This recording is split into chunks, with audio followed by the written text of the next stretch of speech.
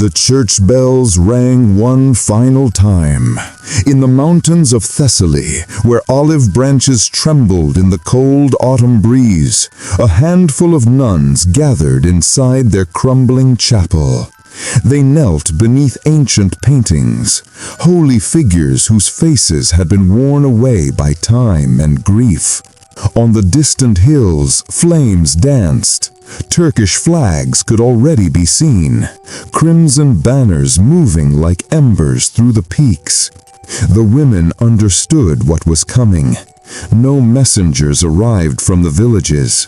No soldiers stood ready to protect them. Just the quiet before invasion. Their leader, Sister Eleni of Lissa, faced the altar gripping a silver cross that had weathered 100 years of hardship. She spoke softly. "If they break through our doors, hold your promises in your souls where they cannot reach." But she was mistaken. When the empire's forces arrived at the convent entrance, promises, devotions, and holiness meant nothing against what history attempted to destroy. If you're interested in verified accounts from the Ottoman-Byzantine borders, remember to subscribe. It helps us reveal more of the records hidden in storage, from priest writings to Vatican files. Now, back to the account. The first walls of the convent fell before dark. The songs that once echoed through those rooms were silenced by steel and terror. The Turks didn't use arrows on religious sites. They destroyed the entrance with explosives, both a threat and a statement. To them, a convent wasn't holy territory. It was a mark of rebellion, evidence that the cross still stood in taken lands. Inside, the sisters buried their treasures, silver cups, decorated images, pieces of holy remains under the chapel stones. They hoped if their lives were taken, their beliefs might survive. But the invaders weren't searching for riches. They wanted confirmation, proof that they had broken not just the enemy's forces, but their deity. Before midnight, the remaining nuns were pushed into the open yard. Firelight made their pale robes glow like moving gold and darkness. They were promised they'd stand before the Pasha, an oath few ever survived to witness. What came next became folklore, so terrible that even church writers avoided the specifics. By morning, the convent was rubble. Gray smoke rose from the dining hall where the women once ate in silence. Turkish banners waved from the tower, telling distant troops that opposition had ended. Yet, in that courtyard, something strange occurred. The soldiers expecting cries heard voices instead. Tied with ropes, the surviving sisters started a hymn, not of surrender, but strength. The Agnus Dei, Lamb of God who removes the world's sins. Their singing shook, but never stopped. The Turkish commander, uncertain whether to mock or stop them, commanded the abbess brought forth. Eleni still held the silver cross taken from the altar. The commander offered her compassion. If she abandoned her God and embraced the victor's religion, her sisters would be spared. Her answer determined her end. "I have already surrendered my life. What more can you claim?" The commander paused, possibly touched, then walked away, leaving her to his soldiers. What happened next was never fully recorded. Even Turkish documents which celebrated triumph described it only as correction for those who rejected logic. Yet in later Western writings, her identity reappeared. Eleni of Lissa, the nun who refused to bow. By afternoon, the convent's bells were destroyed for money, and the tower cross sent eastward as a prize. But soon, stories traveled through neighboring settlements. People claimed that when wind moved through the wreckage at night, one could still hear female voices, not weeping, but worshiping. The ashes had barely cooled when the journey started. What survived of the community? 22 women in ragged robes were forced south toward the shoreline, feet tied, guarded by Turkish riders to the capital. They weren't war captives, but proof of victory, evidence that even sacred barriers could collapse. The trip was brutal. The burning sun blazed on the path. The sisters, who had never walked beyond their walls, collapsed from lack of water and weariness. When one dropped, another raised her covering so soldiers wouldn't crush it. A last gesture of honor in a world stripped of kindness. Their abbess was dead, but her final message lived among them. If you cannot carry the cross, carry each other. After a week of travel, the prisoners arrived at the harbor of Valos. Standing there were Turkish galleys, vessels built not for ease, but for dominance. The women were forced inside, arms chained to timber seats where thieves and servants once sat. As the canvas caught wind, the Greek coastline vanished into the distance, and with it, everything they had ever possessed. The ship's manager, Yusuf Aga, maintained careful logs, cargo, seasonings, currency, cloth, and religious prisoners. It was this exact journal found generations later in the collections of Istanbul that proved a tale once rejected as myth. The crossing to Constantinople took nearly 2 weeks. Violent weather battered the deck. Ocean spray burned their injuries. Starvation emptied their bodies. Yet what destroyed them most wasn't suffering. It was the void. No one addressed them except to shout orders. They existed like shadows drifting between heaven and water. After dark, the youngest, Sister Magdalena, murmured prayers under her voice. Her sound was weak, barely heard over the pounding surf.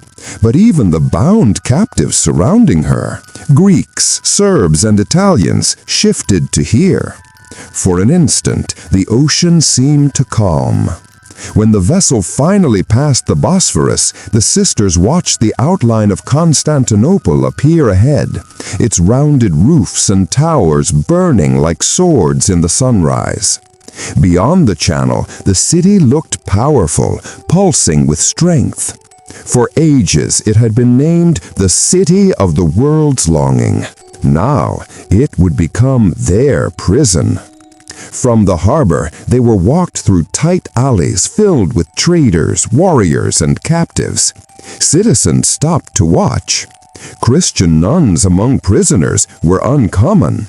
Even in an empire forged by conquest, they were moved past the old barriers of Blacherne toward the palace quarter where their destinies would be decided. In the shade of Hagia Sophia, the former grand church of Christianity, they were made to kneel. As the prayer caller's voice rang from the towers, one of the sisters breathed, "We have arrived home, but it belongs to us no more."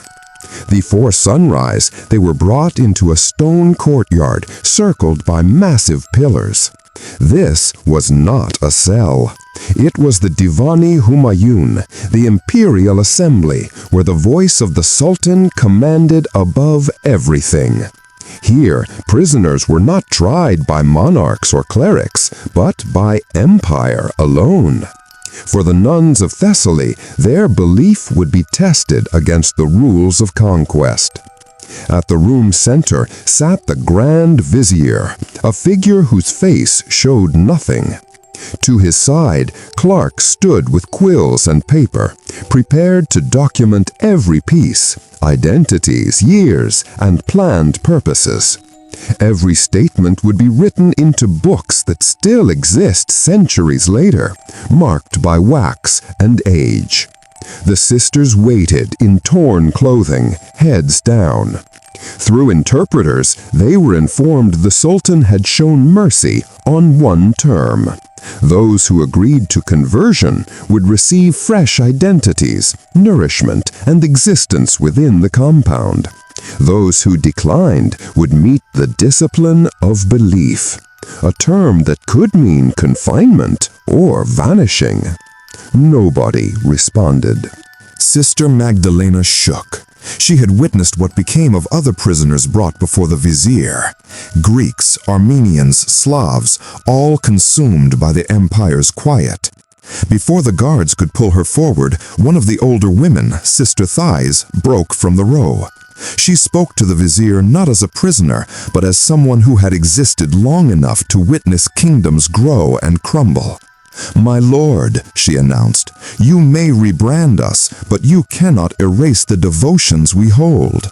The translator waited, unsure whether to relay such statements. When he finally did, the vizier's expression stayed a blank. Then he responded coldly, "Devotions vanish when the mouth forgets its words." With a wave of his fingers, the sisters were sent away, not to death, but to the lower sections of Topkapi Palace, where unclassified prisoners were stored. Some would name it mercy, others would later name it something much darker. Some received a separate type of cage, one dressed as labor. Under the palace grounds stretched a maze of rock chambers blocked from daylight. Each space had a narrow opening for air, barely sufficient to separate night from day.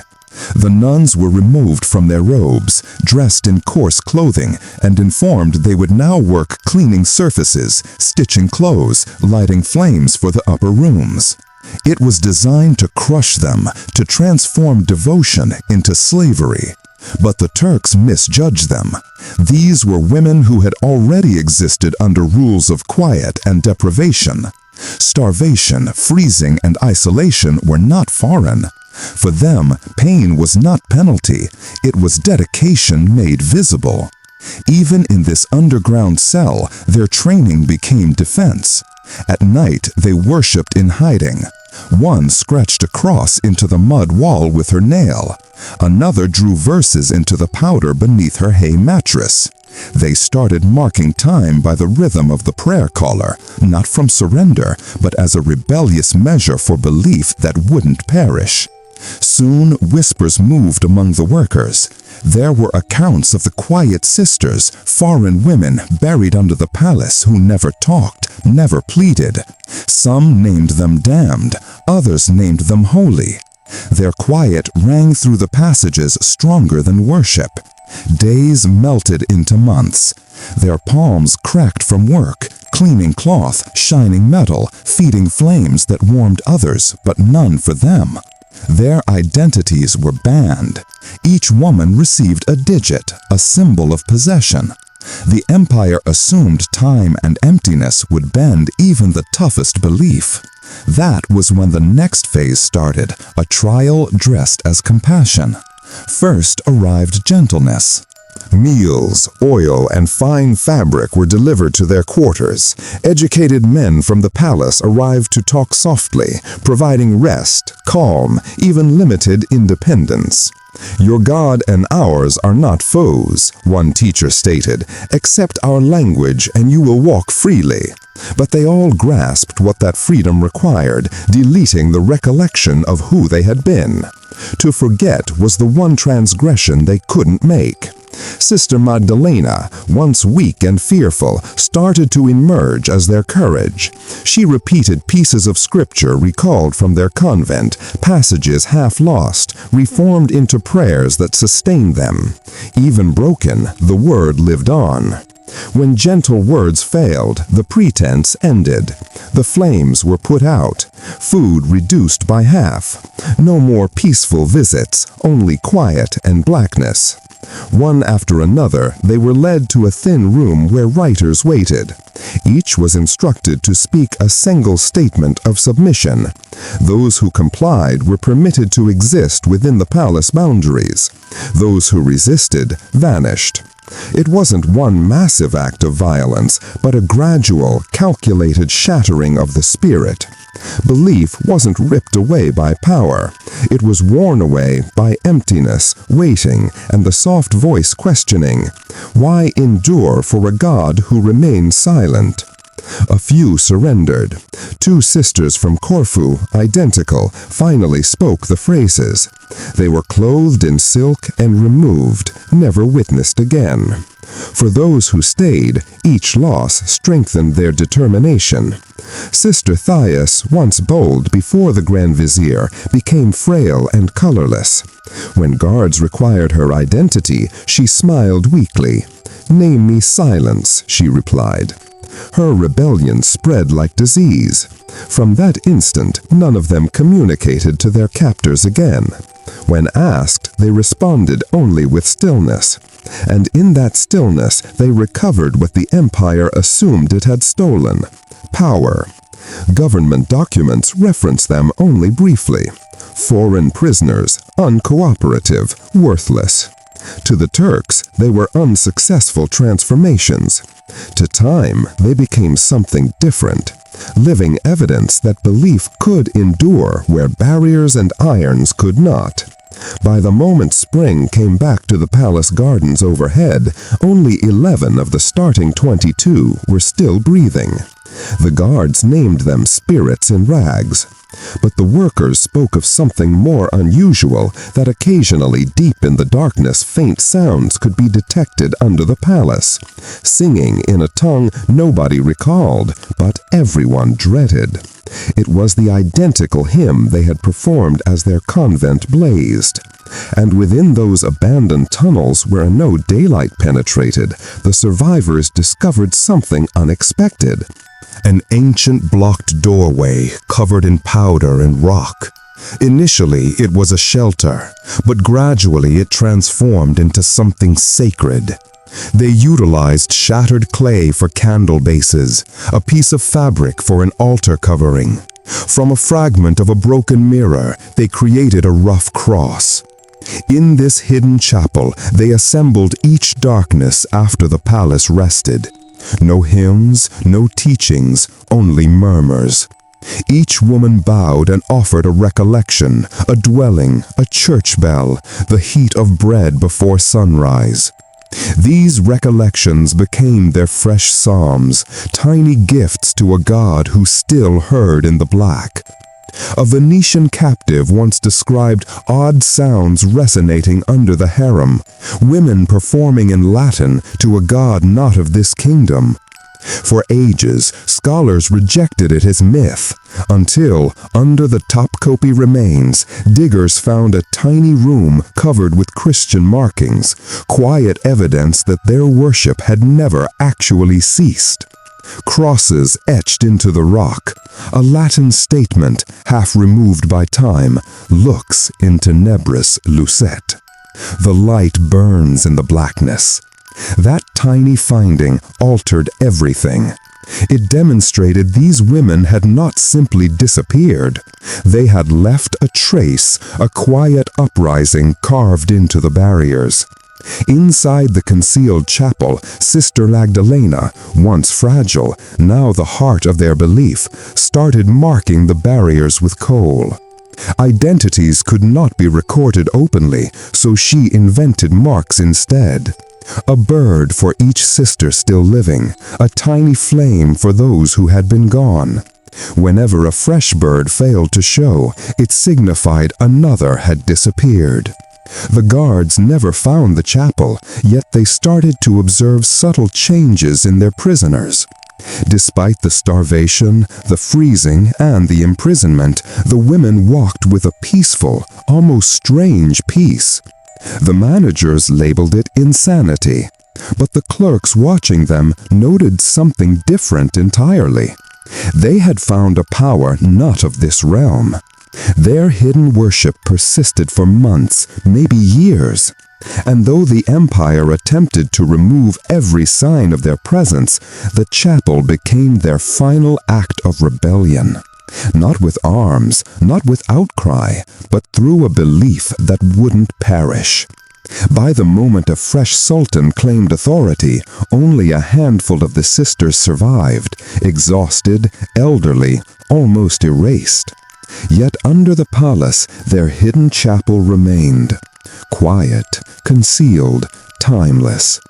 Generations later, when modern diggers examined Constantinople, nobody anticipated that under layers of stone and kingdom, the marks of these women would still be present.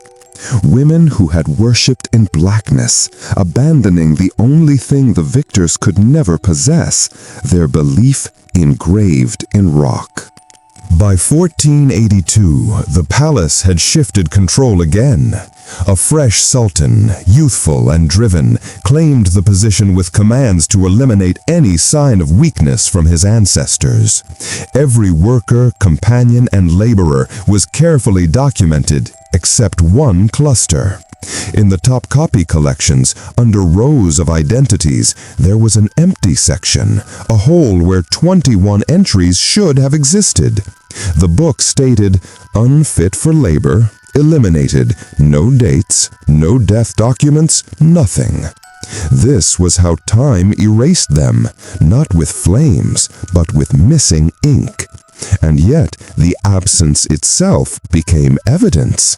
Only something disgraceful is concealed so deliberately.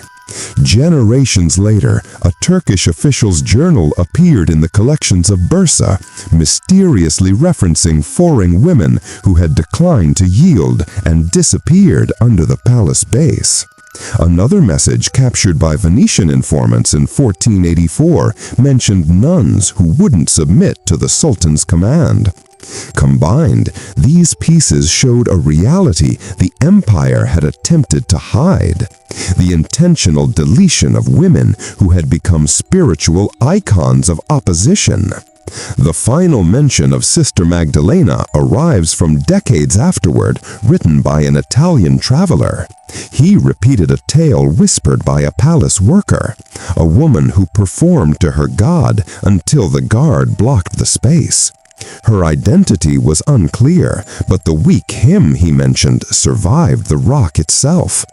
In that sound, her tale lived on.